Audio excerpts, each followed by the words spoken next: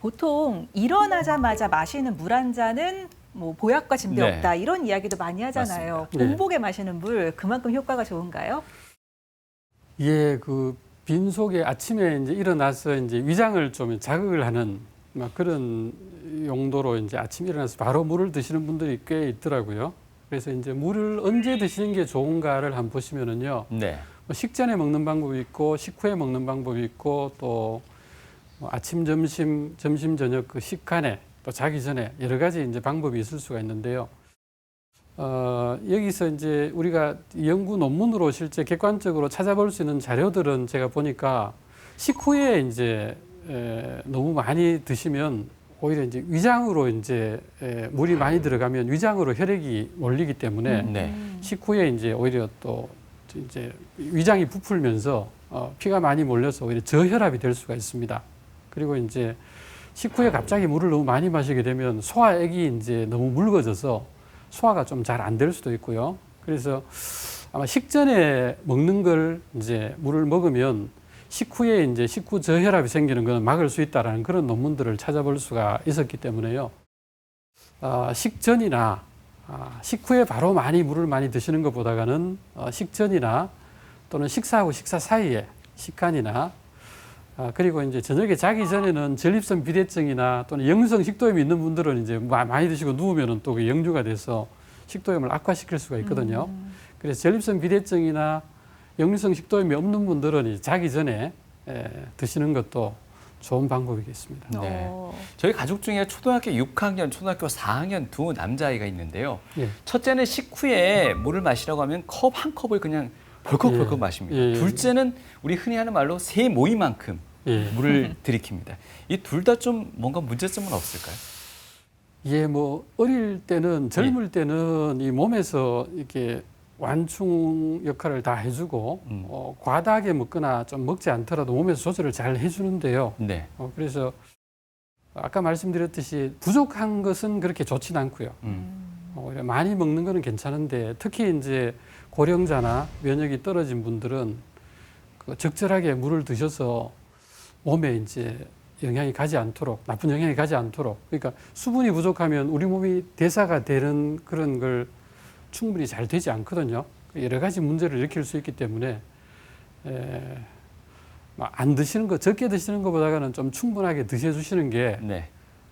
좋습니다. 예. 그리고 또 하나 질문이 있는 게 좀 기름진 음식을 먹고 난 후엔 탄산음료 먹고 나면 예. 트름 한번 하고 나면 마치 소화가 다 된 느낌입니다. 예. 이건 저희가 어떻게 건강한 상식으로 이해하고 있어도 될까요? 뭐 탄산의 그런 청량감이나 예. 탄산의 그 가스 작용 때문에 그렇게 느껴지는 것입니다. 예. 그래서 그게 자체가 일반 물보다가 탄산이 더 소화를 더 잘 되게 한다 그런 건 없습니다. 네. 탄산수가 특별히 더 나쁘거나 그런 부분이 있나요? 네, 그렇지는 않습니다. 네. 네. 자, 건강한 물을 잘 마시는 방법에 대해서 이야기를 하고 있는데요. 네. 온도에 대한 부분도 궁금합니다. 따뜻한 물이 좋다라고 보통은 이야기들을 많이 하시는데 아니다. 아침에 잠도 깰 겸 찬물 한 잔이 좋다. 이렇게 얘기하시는 분들도 계시고 잘 모르겠어요. 네, 뭐 그 민간 그 건강유지법 중에는 음양수라 그래서 그죠? 뜨거운 물하고 찬물을 이렇게 섞으면 이게 이제 음양이 이렇게 물이 이렇게 순환을 하면서 건강에 좋은 물이 된다고 이야기도 하고 여러 가지 이야기가 있습니다. 차운 물을 먹으면 그게 뭐 이게 기름기 같은 걸 굳게 해서 그게 동맥경화를 일으킨다 이렇게 또 이야기하는 분도 있고 결론적으로 보면 이렇게 이 차운 물을 많이 좋아하는 나라는 사실은 많지는 않습니다. 그게 이제 오염 물질들을 제거하기 위해서 물들이 다 좋지 않기 때문에 끓여 먹다 보니까 사람들이 뜨거운 물을 먹는 나라가 더 많고요.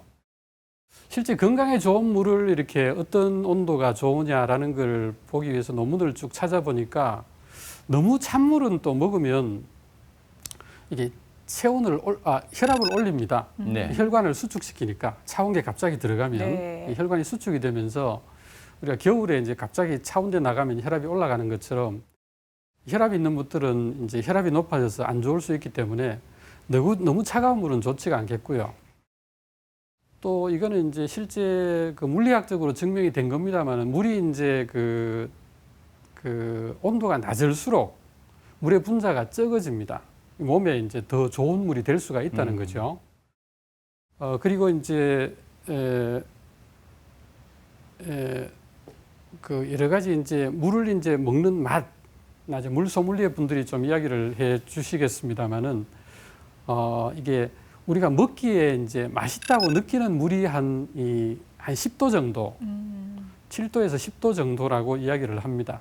그래서 너무 낮은 물질, 너무 낮은 온도는 혈압을 올려서 좀 안 좋을 수 있고, 그리고 우리가 건강에 좋은 물은 이제 한 5도에서 15도 정도, 그런 정도가 좋다고 우리가 결론을 내릴 수가 있습니다. 실제 그 호텔이나 뭐 이런 그 행사장에 가보면 물을 이제 서빙을 할 때 한 7도 내지 10도 정도에 먹을 수 있도록 그렇게 가장 이제 우리가 맛있게 그리고 건강에 해롭지 않게 먹을 수 있는 물을 주는 것을 볼 수가 있습니다. 그래서 너무 뜨겁거나 너무 차가운 것보다는 아마 5도에서 15도 정도 이 사이 정도가 가장 건강에 좋은 물이 될 수가 있습니다. 네.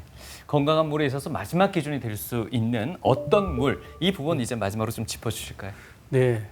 가장 중요한 게 이제 어떤 물을 우리가 먹어야 되느냐, 현실적으로 전체적으로 종합을 한번 해봐야 될 것 같습니다. 그래서 좋은 물이란 것은 이제 안전한 오염 물질들이 포함되지 않으면서도 적절한 미네랄을 포함하고 있는 그런 물이 우리가 좋은 물이라고 할 수 있죠. 안전하고 건강한 물, 네. 이게 좋은 물이지 않습니까? 그래서 이런 물들을 우리가 먹을 수 있어야 되는데 거기에 미네랄 함량 같은 그런 것들을 따져본다면 사실은 생수, 우리가 사 먹는 생수 못지않게 수돗물도 그 정도 미네랄 함유를 하고 있습니다. 그래서 차라리 우리가 좋은 물은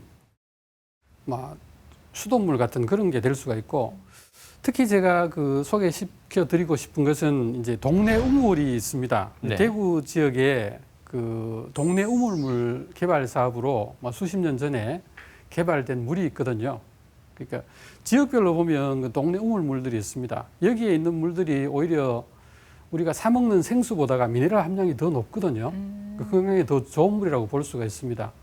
그리고 우리가 안전성도 매번 이제 주기적으로 이 오염 물질들을 점검을 해서 안전하다고 이게 확인을 해주기 때문에 이 주위에 우물물들을 찾아서 드시거나 정수기로 걸르는 그런 것만 하지 마시고 일반 그 수돗물이나 또는 제가 권하기로는 우리 동네 우물물, 네. 대구 곳곳에 지역마다 있습니다. 그래 가까운 곳에 그 동네 우물물을 좀 확인하셔서 그 물들 길어다 드시면은 오히려 사 먹는 물보다가 오히려 더 낫다고 할 수가 있습니다.